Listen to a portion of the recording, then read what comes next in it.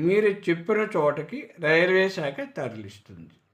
అంటే మీరు రైల్వే స్టేషన్కి లగేజీని మీతో పాటు తెచ్చుకోవాల్సిన పని లేదు. దారిన అది మీరు వెళ్ళాలనుకున్న చోటికి యూప్ ద్వారా వెళ్ళిపోతుంది.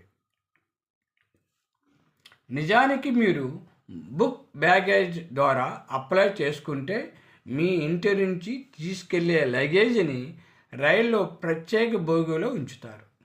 అది మీరు ఎక్కే రైలు కావచ్చు లేదా మరో రైలు కావచ్చు.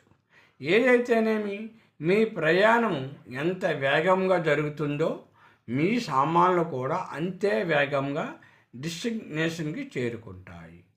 మీరు రైలు దిగి మీ గమ్యానికి చేరుకోగానే మీ లగేజీని అక్కడికి తెచ్చేస్తారు. ఇందుకోసము ప్రయాణికులు ఒక్కో బ్యాగ్కి 150